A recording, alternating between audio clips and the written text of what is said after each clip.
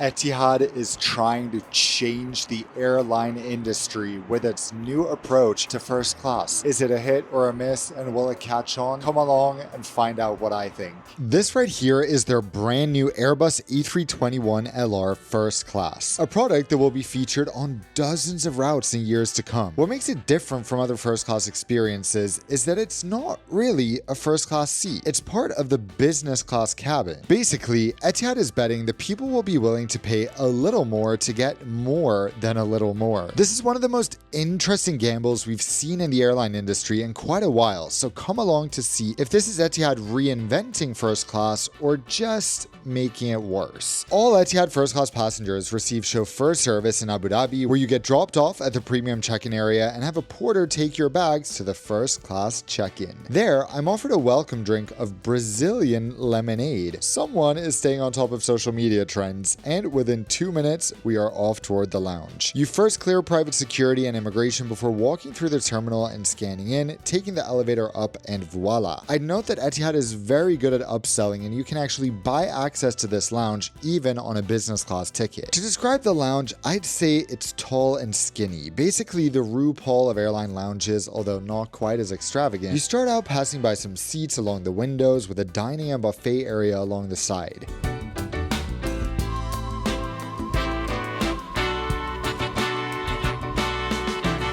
Then you get to the main dining area, which features rows upon rows of dining tables. There's also a Voss water station here, which I love because I'm Scandinavian and Voss has to be my favorite water. That is not a choice. Finally, there's the ferry rest area, as I like to call it, with these ethereal angel-looking circles of relaxation. There are no real bedrooms in this lounge, which is a bummer, but luckily Abu Dhabi Airport now has an affordable in-terminal transit hotel. Finally, the toilets, which are private rooms. Thank you very much. Then the shower rooms. I'm showing you this to emphasize that you come here to eat, not to enjoy any other amenities, because there aren't really any. But oh boy, are we about to eat today. I have long felt that Etihad lacks a lot in one specific area, and that is their special meal catering. So, my goal with making these videos is not just to complain online, contrary to popular belief. It's actually for the airlines to see it and want to make a difference or improve their product based on what I'm saying. There's very few people in the world who have tried as many premium products as me, so when I say something, I know what I'm talking about. So I approached Etihad and I said, guys, I would love to help you out with improving your special meal catering. And to my delight, they have been so receptive. This is not a paid thing. I'm just doing it because I'm super passionate about it. And quick reminder, I pay for all my own reviews, including this flight. I've been waiting to take this flight over a month after it launched because I wanted Etihad's brand new menus to be ready. And today I'm going to get to be the first person in the world to try the brand new entire vegan menus they've made for the lounge and on board. This really is one of the most exciting opportunities that I've ever had, thanks to you guys watching my videos. So as always, thank you. Okay, so let's go eat. The buffet you saw earlier is one thing, but really the main attraction is the a la carte dining, assuming you don't want to eat on board. Let's start out with the regular menu. From the breakfast list, I've had the dosa and the full Pajamas before. Both are fantastic. Then we have the all-day menu, which is mainly meant for those late night departures around 2 to 3 a.m. Quite a lot of first class flights leaving then, but not so much food. Then here is the full afternoon and dinner menu, which is actually one of the less busy times for their first class schedule, even though this is the biggest menu. The drink list in the first class lounge is epic. The only thing missing is a matcha latte, because if we're going to do Brazilian lemonade at check-in, we should also do matcha and possibly Dubai chocolate, even though we're in Abu Dhabi. Finally, the alcoholic selection, which needless to say is unlimited and included as always. Now here is something that hasn't been available in this lounge before, the special vegan menu that we will be sampling today. Tell me these dishes don't sound scrumptious. Croquettes, eggplant involtini, tiramisu. Let's not diddle daddle and delay the inevitable, me turning into Violet from Charlie and the Chocolate Factory. So we'll start out with the beetroot carpaccio. Here we go. It is finally time to test these dishes out. You just tore that apart. I mean, that's what you're supposed to do. Oh well, Swedish people will love this. I love it. Next up, the soup, and this must be the appetizer I'm most excited for because carrot ginger soup just sounds amazing. And the color of this.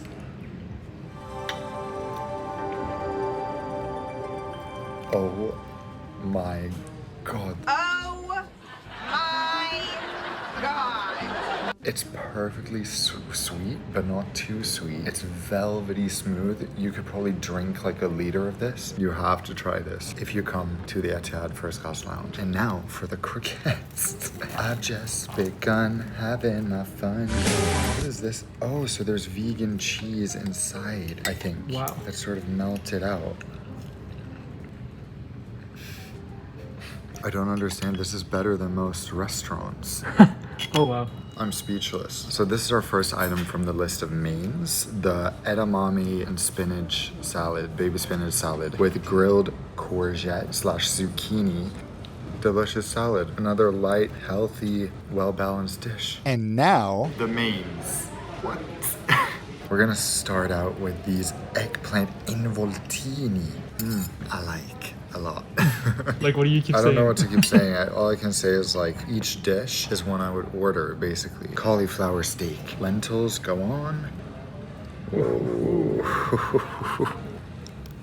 Best main so far. It's so herby, yet the cauliflower is super crispy. Okay, the makbous. Actually, let me try it without sauce first. My stomach is like, what are you doing? 7 out of 10. Tasty, but it has very tough competition. And last but not least, enchiladas. Who doesn't love enchiladas? Here, I still think the cauliflower and involtini are maybe my favorites, but also 7 out of 10. That is just the start of all the eating we'll be doing today, so I'm very glad we got in a workout this morning. The key to making sure I get to the gym consistently, even when I'm traveling, I'm tired, and I'm in different time zones, is one of my favorite sponsors, Trainwell. Today, as you can see, is my 899th day since joining Trainwell, and I have completed 334 workouts in that time. If you lack accountability or want something that makes you feel obligated to go work out even when you don't want to without having to pay a fortune for a personal trainer, Trainwell gives you that and the benefits of a personal trainer for a fraction of the price. My trainer Devin makes me personalized workouts that adapt as I grow in experience and strength, and also adapt to the gym and equipment that I have available wherever I happen to be traveling. Everything is handled in the Trainwell app, and when I tell you it makes working out 10 times more satisfying, especially when I connect it to my watch, I am not joking. The grim few times I've happened to work out without having a device with Trainwell on it, I've realized just how much Trainwell helps me in motivating me and keeping me on track. When you sign up, you take a quiz to get matched with a personal trainer based on your specific needs. I recommend Trainwell to anyone who is looking to get more consistent with their workouts and who's looking for professional input to make sure you're doing things correctly. So take charge of your health today and take Trainwell's quiz to find your perfect personal trainer. Get 14 days of free training at the link at the top of the description or by scanning the QR code right now to take charge of your health. Now let's go eat more. Specifically desserts. Lol, you thought that was all? If there's anything I have, it is a sweet tooth. And this, oh my god, if you guys could feel the smell from this banana bread pudding. Oh my god, this is so amazing. Wow, like 2 bites of that is enough, but it is heavenly. Okay, and now tiramisu. How does one even begin? I've never seen a tiramisu wrapped in a sheet of chocolate like that. And there's a little, let me just show you here, there's like a truffle on top. This is the danger zone. This is the snack zone. Snack zone.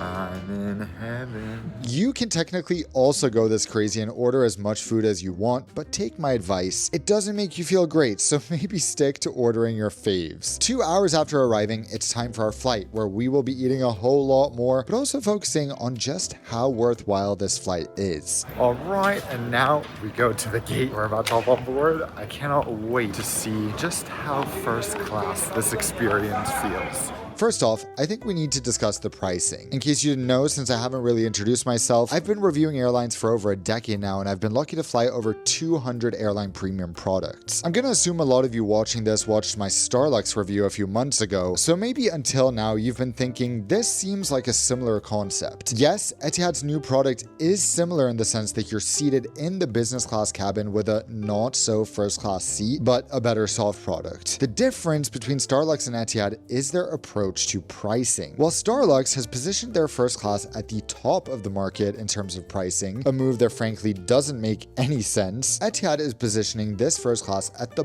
bottom of the pricing market. If you check most dates on the direct flight I'm taking today from Abu Dhabi to Phuket, first class usually starts at around $2,150 one way. Meanwhile, a basic business class ticket that doesn't include a lot of things for free starts at $1,770. That's a price difference of about $380 one way. I booked an even cheaper ticket on a special route that I've shared only with my PointsMaster members, which brought the price difference down to, drumroll, $200 one way between OSKAR's business class ticket and my first class ticket. This might just be the world's smallest first class price premium and includes everything you've seen so far. As a point of comparison, Emirates first class to Phuket out of Dubai starts at about $4,200 one way. So what about the experience on board?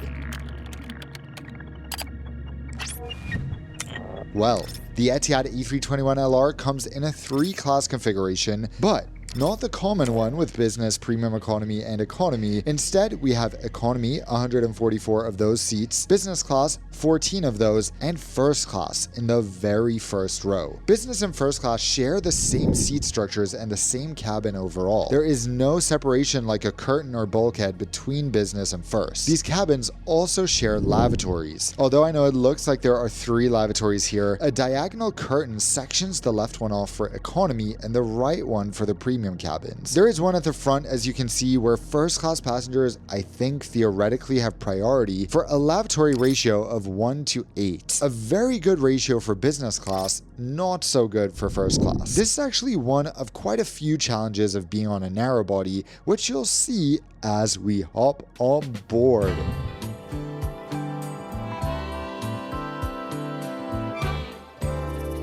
Welcome guys to this snazzy little birdie. I've seen the mock-up for this cabin multiple times in person at this point, but I actually think it looks a lot better installed on the plane. Go figure. There's something that feels really impressive about reverse herringbone seats on a narrow body. Now, would anyone walk past the first row and assume it's an extra spacious business class seat, not first class? 100%. There's no clear indication whatsoever that this is first class, whether with a special emblem on the seat wall, a different seat color, different finishes, etc. Yes, the ottoman is much larger, but that's about where the differences in terms of seating end. I'm not saying I care that the seat finishes are pretty much identical to business. It's just an interesting choice when I think it would have been very easy to make it look different and perhaps make the separation in cabins somewhat clearer. The question is, does the rest of the onboard experience make up for it? Let's just start off with acknowledging one of the biggest negatives of being on a narrow body in general. Since everyone boards through the front door, people walk through first class during boarding, which basically doesn't happen in first class on any other airline. That is obviously not the end of the world, but it's certainly close to it for the crew because it makes it nearly impossible for them to perform a traditional first class service. Our crew today, Purser Anas and first class flight attendant Saudi, do a fantastic job that considered despite the challenges. Welcome on board, guys. We're starting out.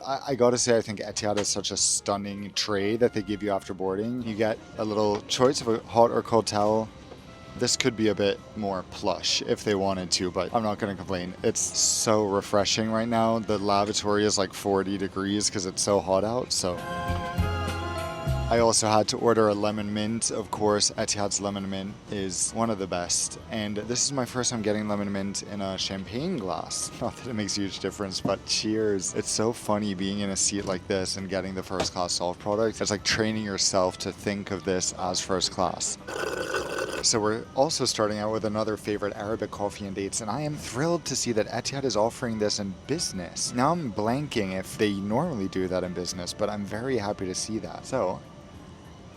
can never get enough of that. As I'm settling in, I discover that my tray table won't latch properly. Multiple crew members give latching the table a try before we decide that it's really and truly broken. Uh-oh. Not a problem today since 1F is available and I can move there, but it would be an interesting situation if 1F had been occupied because a non-latching tray table means you are technically not supposed to sit in that seat. For Etihad's sake, I hope this is an isolated issue and doesn't point to a bigger problem with this seat, but it does highlight a problem of only having 2 first-class seats quite apparent almost immediately. The good news is that not only is 1F empty today, but there are also only 7 passengers in business class for our 6-hour flight to Phuket. On that note, bye-bye boiling Abu Dhabi, hello slightly less boiling Thailand.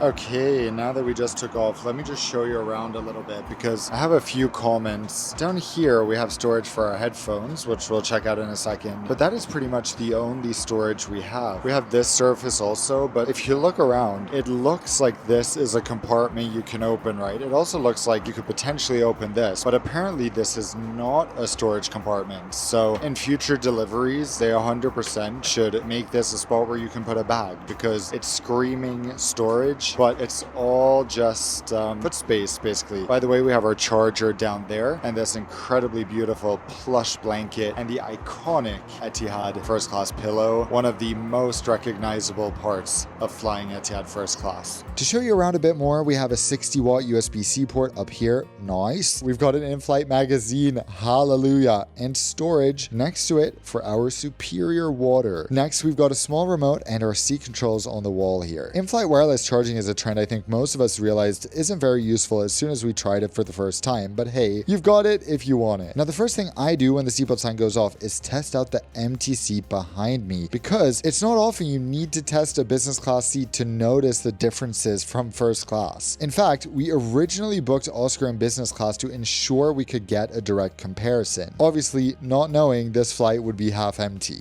Okay guys, let's take a seat here in 2F to try out what business class is like because sitting down here, you really notice a massive difference in the amount of space you have. This is a spacious and comfortable seat, but it's noticeably less spacious than a reverse herringbone seat of the same type on a wide body, and it's vastly less spacious than the seats in the first row. You specifically feel it here because you're sort of resting against things with your legs on both sides. You can walk out behind you, so unlike on a wide body where it's straight to your side, you kind of need to take a step back here. In many ways, the seat is similar, but you really do feel a sense of space and freedom in the seat in front that you don't have here. You have a very comfortable pillow though, a lovely blanket, and the Etihad mattress topper or seat topper. It's like a mattress with this beautiful pattern. You fold it out, you can place it over the seat, but it has a variety of uses that they market as lumbar support, as all types of stuff. One other difference is the type of water we get, but other than that, I mean, yeah, this is comfortable and it reminds you in many ways of the first class seats. It's just clearly less spacious. At this point, I've already been served my after takeoff amuse-bouche back in 1A. So, we might as well use my inoperable tray table. It's not inoperable, it's just unlockable to try out our little amuse-bouches. We don't only get 1, not 2, but 3. One of them is two of my favorite things in the whole wide world, olives, Kalamata olives specifically, and sun-dried tomatoes. Kalamata olives deserve an award. Sun-dried tomatoes deserve an award. Then we have this tofu and watermelon amuse-bouche with pesto, I think. And then nuts, which you know how nuts taste. Okay, cheers. I'm going easy on the drinks today because there's going to be so much food, but you guys know the drink selection. I'm going to show you it on the menu now. There's a lot of good stuff to drink if you want to. Now is as good a time as any to dive into our menus because F&B should be one of the main things that sets first class apart. Let's start with the regular menus, shall we? In first class, Etihad serves caviar, then a choice of 2 appetizers and 5 mains. You can obviously get multiple of these since they'll load at least one of each option, and there are at most 2 first-class passengers on board at any time. You also have 4 dessert choices. I'm not sure why they offer breakfast on this flight that lands at 11:30 p.m., but they do, and it's listed right here above some bar snacks. Finally, there's the real snack menu. There is no denying that this is an absolutely insane amount of food for a 6-hour flight. Now let's compare that to the business class menu. A noticeable difference, huh? I'm shocked that that Etihad doesn't just pull an Emirates and mostly serve the same food in business and first to make things easier, especially on this aircraft. But as you can tell, this is a whole different selection and noticeably smaller with the absence of any snacks or breakfast. Let's have a look at the business class drink list for comparison as well. Huge selection, right? Now compare it to this. Again, I'm shocked that pretty much the entire first class drink list is different from business. They really don't need it to be this different, but hey, no one's complaining, especially considering the premium for first class is relatively small. Needless to say, you've got an almost endless drink selection. Finally, this is a little too cool, giving residence vibes and something you don't normally get, the vegan trial menu for today. How amazing does this look? You cannot tell me that some of these dishes don't sound appealing, and of course, I will be forced, quote unquote, to try this entire menu. So that is 3 appetizers, 4 mains, 3 desserts, 4 breakfasts, and 4 snacks in 6 hours, let me remind you. Are you ready? I'm ready, and oh so scared and excited. So the first dish I'm getting to try is this Thai salad roll. So without further ado, let's begin this feast. So we dip it in the sweet chili sauce. Wow, this is actually perfect in-flight food. It's the opposite of what the US airlines think is good with Shake Shack. This is so light and fresh, exactly what you want to feel light and fresh on your flight. Oscar also has his own menu, a vegan trial menu for business class. This looks pretty tasty too, doesn't it? While I eat my first dish, Oscar is digging into the first of his dishes, his special meze that looks and tastes amazing. My meze, which I messed up the recording of, but we've got carrot hummus, kibbeh, a samosa, tabbouleh, and baba ganoush. 10 out of 10. What can I say? You can never go wrong with in-flight meze. Oscar is on his next course, a split pea and cilantro soup. Looks really hearty, right? Wait until you see mine. Time to try my soup. Wow, this tastes like Christmas in a bowl. Not a summer soup at all, but interesting. The soup in the lounge was better, but this was very, very unique. Next up, some peach sorbet as a palate cleanser. If you've never had peach sorbet before, run, don't walk to get yourself some. Oscar's final appetizer turns out to be the highlight, a dairy-free caprese that tastes phenomenal. We both said we would fly Etihad Business again, just hoping to eat this dish. Main course, numero uno. Remarkable, and a tart works so well in flight, and I can't believe I've never been served one before. It's a perfect reheatable food, and this is quite elevated as well. So at this point, Oscar gets to try his first main course in business, a tofu rendang curry. He loves it, and so do I, in the bite I get to try. Trying main course number 2. Let's go. Is this getting boring? I'm sorry, because I'm having the best time ever. Yum. Another hit. Time for Oscar's second main, the Emirati Tahrid. I might as well also show you his 2 remaining mains while we're at it. First, a quinoa pilaf with plant-based cheese on top, and lastly, a dairy-free Alfredo with shaved truffle. To think that this menu came about largely thanks to you guys and me having this channel is just wow. Okay, we are 3 hours in and I am on my 3rd main. This is not normal, guys, but let's try it. Saluni.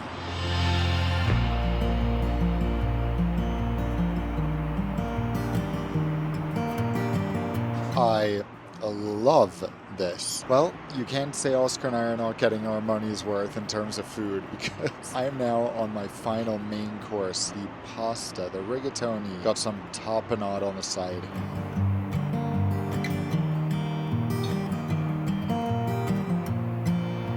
At this point, let's take a little food intermission and discuss some of the other relevant parts of this first class experience, shall we? One of my favorite things about it. So if you're going to compare first class amenities, I'd say Emirates has my favorite, just because you get a beach bag that is the biggest subtle flex in the world. You get my favorite airline pajamas in the world. You get all types of amazing stuff. But I think this has to be a second, because I actually use one of these bags. It's a Giorgio Armani collab. I use this as my toiletry kit. So when we travel travel around, I use a version of this to bring everything. It is massive, it is useful. So in here we have our pajamas, we have slippers, we have different beauty products. This whole time through the meal service and everything, I've been connected to Etihad's free onboard Wi-Fi, which is available to everyone on the A321LR. To my surprise, the speeds are excellent, not like Starlink, but just like Starlink, it doesn't work at all over India, which is a good 2/3 of this flight. People are starting to rest now after the meal, so how about we check out the bed, the business class bed now specifically. I'm really surprised, even by reverse herringbone standards, this seat feels very spacious as a bed. You've also got individual air vents, comfy bedding, and a quiet cabin. The only problem I see for sleep is that the A321 is generally more bumpy / turbulent than a wide-body aircraft, but that's the price you pay along with the smaller toilets, slower service because there's a smaller galley, etc. When I say smaller toilets, by the way, I mean it. As much as they've tried to make the forward lavatory nice by adding luxury toiletries and a foot pedal for the trash, much appreciated, it is still so far from the comforts of a larger aircraft. In fact, I end up preferring using the rear lavatory in the middle of the plane instead because at least here it's slightly roomier. Okay, now we've got to go back to eating because it is snack time. Instead of going straight to dessert, we're going to the lounge snack menu. So we have these Beyond Meat sliders, indulgent, modern salad. The dressing is spicy. Oh, you thought that was it? Okay, we're getting close to the end here, guys, I promise. Second to last savory dish is eggplant baos with Asian coleslaw, chili sriracha mayo. Let's try it without sauce first. So we've been flying for over 4 hours now. I just feel so bad for the crew. They have worked so hard. And we are on the final savory dish, the 3-bean ragu from the breakfast menu. Hearty, very nice. This is it. I can't believe it. I'm not even full. Kidding, I'm exploding. By the way, throughout all of this, I'm taking detailed notes on every dish, commenting on things like flavor, texture, all to send to Etihad to make sure that this catering can truly be the best. Hopefully, this is the first airline of many where I end up doing this. Just wait until you see the desserts. Let's start with OSKAR. His first is an amarena cherry cake. His second, this patisserie level rich chocolate cake that blows us both away. Finally, some Hunger Games vibe dairy-free ice cream. By Hunger Games, I'm referring to the feather on top. All three of those desserts are chef's kiss. And now, I could literally cry right now. These look like something you would order at a patisserie in Paris.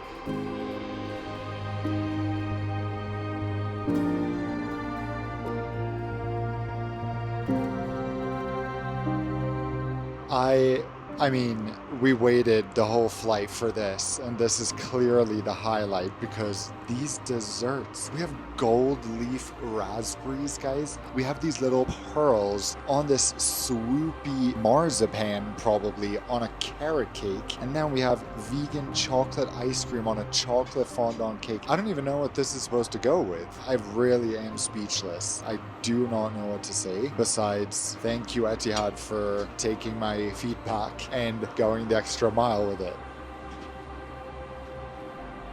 I don't even need to review this. None of this is going to be remotely not amazing. That, ladies and gentlemen, wraps up the meal service. Okay, guys, I'm here in 1F. I'm about to get into bed in a moment. I just want to give a shout out to the door for fully closing. Thank you, door, for not having a wide gap between. That is all too common. Here's one of the areas where you notice a huge difference from business. You get the same plush first class bedding as you'd get on a wide body hotel style.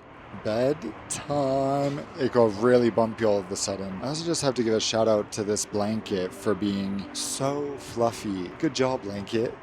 This right here is one of the biggest differences you will notice between first and business on the A321LR.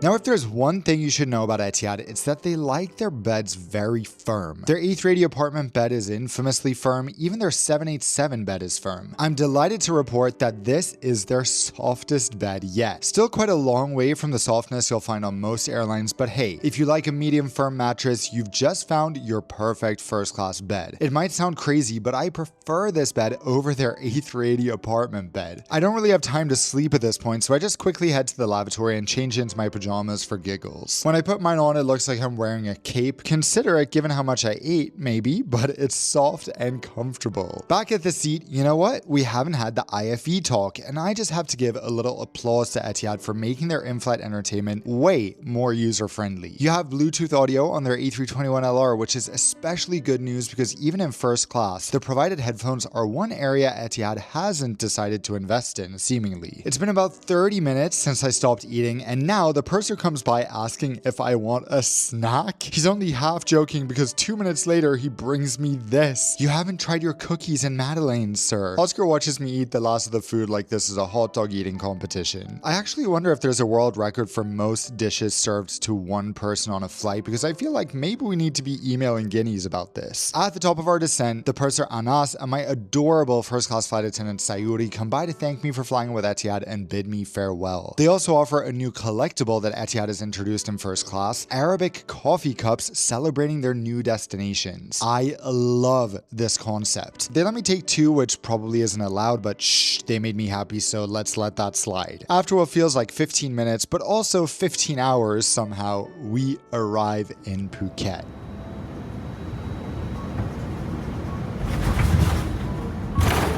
What a surprising flight that was. I wish we had Oscar here to talk about it, but he's sick, I'm getting sick, so the joys of travel. I must say, when I saw this concept at first at the ATM Arabian travel market, not where you withdraw money, I was underwhelmed to say the least. I think a lot of people were, and a lot of people questioned whether or not this would be worth it or even a first class experience. What we didn't know then was, of course, Etihad's pricing, which I think surprised a lot of us positively and makes this, in my opinion, possibly the best value flying experience in the world. Besides AirAsia premium flatbeds, which I will always support and love because those are just the best value ever. But when you compare the price that Etihad is charging for its first class, especially to or from Abu Dhabi, where you don't add 2 legs in first class, the premium is so reasonable that I think it's a no-brainer to book this over business class. Business class was nice as well,